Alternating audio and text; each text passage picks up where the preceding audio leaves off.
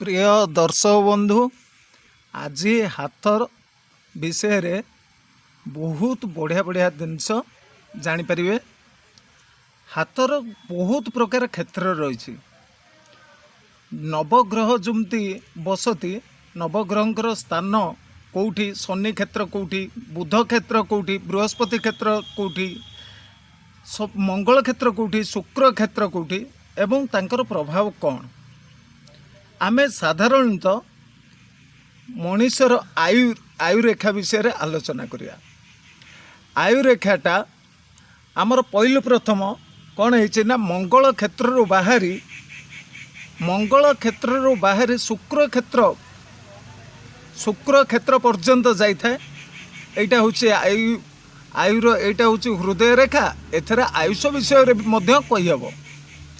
एटा आयुरेखा कह जाए।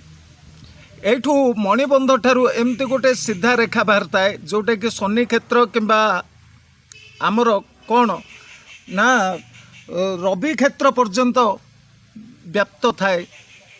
से लोक सदा सर्वदा इम्प्रूव करे। हाथ दी प्रकार रेखा थाए। गोटे हूँ मोटा रेखा आ गोटे सूक्ष्म रेखा बा सरु रेखा। सरु रेखा जार अच्छी ना सी बहुत ज्ञानी आ बहुत बुद्धिमान विद्वान। सरु रेखा सूक्ष्म रेखा जोटा कहुए सरु सरु मोटा रेखा नुहे। मोटा रेखा जतिक रही आम शिर रेखा देखंतु कि हृदय रेखा देखंतु, आयु रेखा देखंतु, सबू जतिक मोटा रेखा रही ना से मानकर बहुत मोटा बुद्धि, बहुत सरल विश्वासी, भगवान प्रति अतुट विश्वास। सूक्ष्म रेखा जार थाए ना ए पूरा हाथ पापुली रे जदि परिवेष्टित माने चारिआडे परिपूर्णता थाए सूक्ष्म रेखा, सी बहुत चालाक, बुद्धिमान, चाकरी, बुद्धि, धन सबु क्षेत्र रे पारंगम।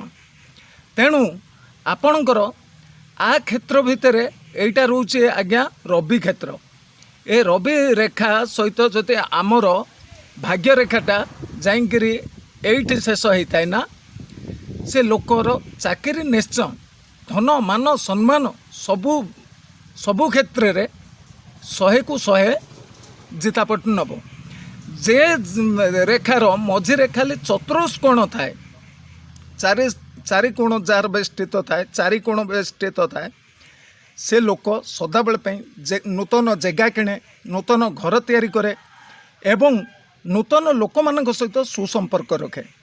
तेणु रेखा विषय रे आलोचना करने विषय रे आपण रवि रेखा जदि आमर पलि जाइथिबो कोठी की, रवि रेखा आमर जदि पलि जाइथिबो बुध क्षेत्र को बंकिथिबो, बहुत बुद्धि, ज्ञानी, विद्या सबु क्षेत्र रे पारंगमता हुए।